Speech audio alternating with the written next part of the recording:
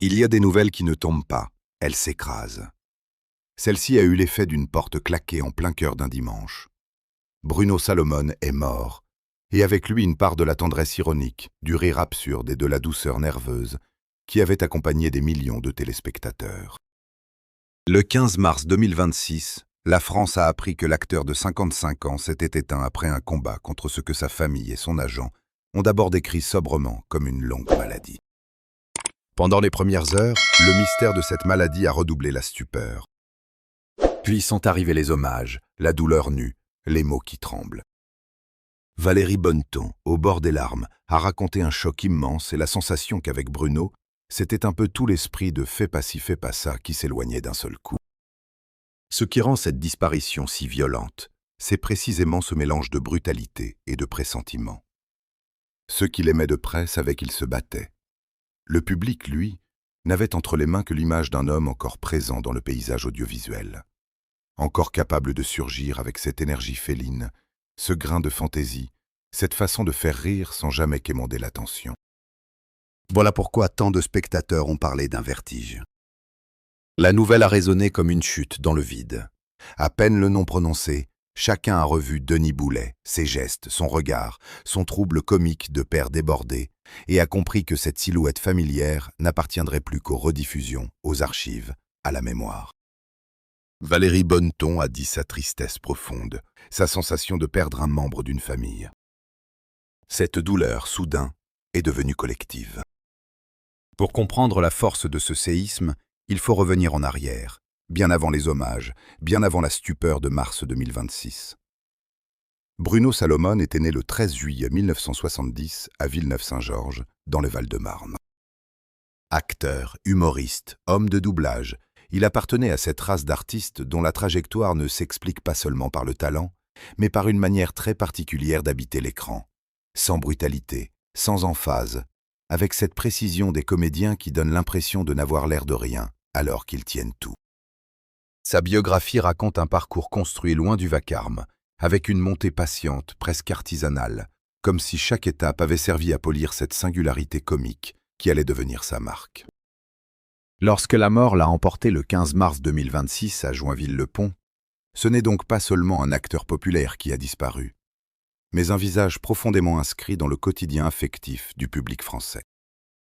L'enquête sur ses débuts ramène toujours au même décor, les cafés-théâtres, les planches, les soirées où l'on joue devant des salles encore modestes, mais où se forgent parfois des destins immenses. À la fin des années 1990, Bruno Salomon se produit régulièrement au Carré Blanc, rue Fontaine à Paris. C'est là qu'il rejoint l'aventure de Nous à nous, aux côtés d'Éric Collado, Emmanuel Joucla, Éric Massot et Jean Dujardin. Cette troupe, passée par l'orbite de Patrick Sébastien, devient l'un des phénomènes comiques de l'époque, avec une mécanique de parodie et de détournement qui épouse parfaitement l'air du temps. Il y a là l'apprentissage du collectif, le goût du rythme, l'école de l'absurde, et cette science du contretemps qui fera plus tard sa puissance d'acteur. Avec Jean Dujardin, il enchaîne aussi sur Farce Attaque, avant d'amorcer sa trajectoire en solo. Ce passage par le groupe n'a rien d'anecdotique, il est la matrice.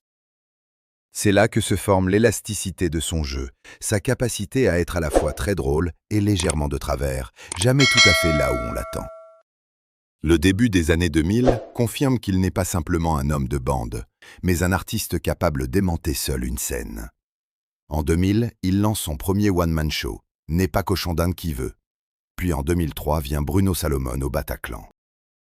En parallèle, sa voix devient identifiable entre toutes. Celle de Burger Quiz, d'abord sur Canal+, puis plus tard sur TMC. À l'écran, il débute au cinéma dans Gamer en 2001. Il avance alors sur plusieurs fronts à la fois, comme s'il refusait de se laisser enfermer dans une case. Humoriste, comédien, voix, silhouette secondaire mais marquante, il construit une présence plurielle. Cette dispersion apparente est en réalité une stratégie de profondeur. Bruno Salomon ne cherche pas à être partout, il cherche à être juste. Et cette justesse finit par lui ouvrir ce territoire si rare où le grand public vous reconnaît instantanément sans avoir le sentiment que vous vous répétez. Puis viennent les rôles qu'il installe pour de bon. Brice de Nice grave dans la mémoire populaire son Igor d'Osgore, silhouette savoureuse née dans l'ombre lumineuse de Jean Dujardin. Kaamelott démontre qu'il peut glisser dans un univers codé et y déposer sa propre musique. Mais c'est surtout Fais pas ci, fais pas ça, à partir de 2007, qui fait de lui bien davantage qu'un second rôle remarquable, un compagnon de foyer pour toute une génération de téléspectateurs. Son Denis Boulet devient un personnage refuge, tendre, bancal, humain, irrésistiblement vrai dans ses maladresses.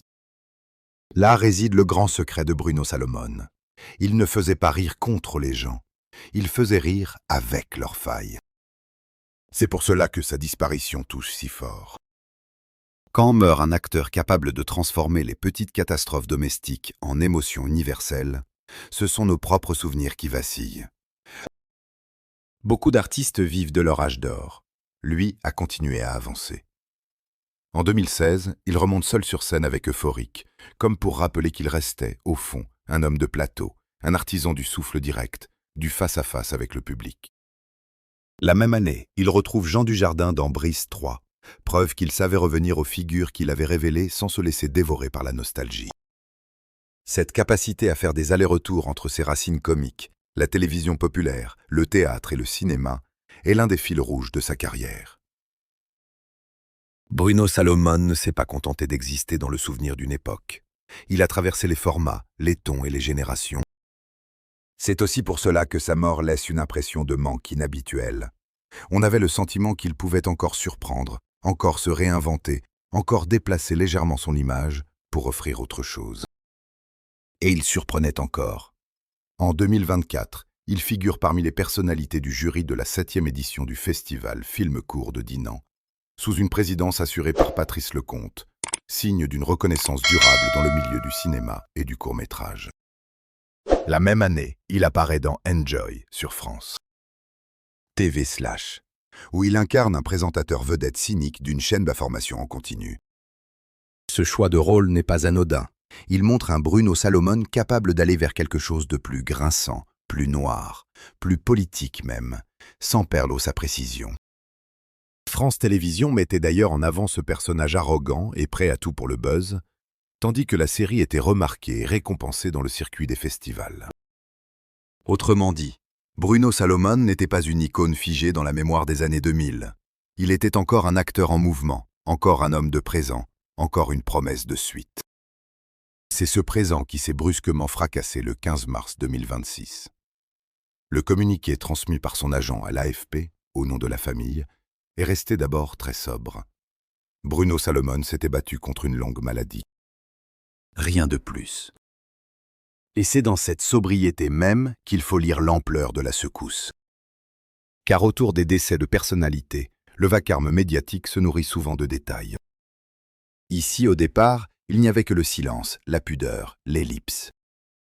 Puis les témoignages de proches ont commencé à dessiner un contour plus précis.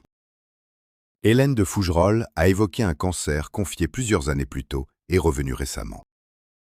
D'autres, comme Isabelle Gélina, ont expliqué que l'entourage savait depuis septembre qu'il n'y avait plus d'issue possible. Entre la formule publique, volontairement retenue, et les confidences de ceux qui l'aimaient, se dessine le portrait d'un homme qui a voulu lutter à l'abri du spectacle, loin de la mise en scène de sa souffrance. Et puis il y a les mots de Valérie Bonneton, sans doute parmi les plus poignants parce qu'ils touchent au noyau émotionnel de ce drame. Elle parle d'un choc, d'une tristesse profonde, d'un homme extrêmement doué, très sensible, doté d'un sourire fou qu'il aurait gardé jusqu'au bout. Elle dit aussi que le groupe de Fais pas ci, fais pas ça était une famille et qu'il se retrouve aujourd'hui en deuil. Tout est là. Pas seulement le chagrin d'une collègue, mais l'effondrement d'un lien forgé dans la durée, dans le travail, dans les rires répétés, dans les années partagées. Elle rappelle qu'il plaisantait encore, qu'il continuait à faire le pitre, y compris dans les moments les plus sombres. Cette image d'un homme qui oppose le rire à l'hôpital lui donne une dimension presque insoutenable, celle d'un artiste resté lui-même jusque dans l'ombre finale. Mais une autre dimension, plus intime encore, a surgi dans les jours qui ont suivi et a donné à cette disparition une coloration presque romanesque, au sens le plus cruel du terme. Selon Thierry Bizot et Guillaume de Tonquédec, qui lui ont rendu hommage dans C'est à vous, Bruno Salomon s'était marié récemment avec sa compagne de longue date. Guillaume de Tonquédec a même raconté que la demande avait été faite depuis l'hôpital et que l'union avait eu lieu dans ce contexte de fin de vie. On mesure alors l'onde de choc supplémentaire. Au moment même où le public découvrait la perte d'un acteur, une femme entrait, presque dans le même mouvement, dans la réalité impossible d'un amour consacré, puis aussitôt frappé par l'adieu. Cela ne change pas seulement la tristesse de l'histoire, cela la rend vertigineuse. Parce qu'au bout de la carrière, des hommages et des rôles, il reste cette scène minuscule et immense à la fois. Un homme qui sait peut-être qu'il part, et qui choisit quand même de dire oui à la vie sous sa forme la plus fragile. À Joinville-le-Pont, où il vivait depuis plus de 10 ans, les récits venus des voisins n'ont pas parlé d'une star inaccessible, mais d'un homme simple, apprécié, familier. Cette tonalité est essentielle. Bruno Salomon n'a pas laissé derrière lui seulement des personnages. Il a laissé une empreinte humaine. Les habitants évoquent quelqu'un que l'on croisait, que l'on saluait, dont la présence semblait presque faire partie du décor. C'est souvent dans ces détails que se mesure la véritable place d'un artiste. Non pas à la seule hauteur des projecteurs, mais dans la façon dont il reste lisible, aimable, proche. Il y a quelque chose de profondément douloureux dans l'idée que cet homme-là, connu dans tout le pays, était aussi simplement un visage du quartier pour ceux qui vivaient près de lui. Le deuil national et le chagrin local se rejoignent ici, comme deux cercles concentriques autour d'une même absence. Ceux qui cherchent aujourd'hui à comprendre pourquoi cette mort touche autant devraient peut-être regarder du côté de cette contradiction apparente. Bruno Salomon appartenait au registre du rire, mais il transportait toujours avec lui une légère fêlure. Valérie Bonneton parle d'un homme très sensible. Ses proches décrivent une vitalité incroyable malgré la condamnation annoncée.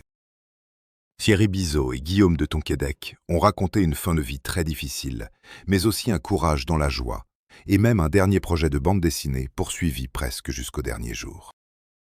Tout cela compose une figure rare, celle d'un comédien qui n'a pas utilisé l'humour comme un masque étanche, mais comme une manière d'habiter la fragilité sans la nier.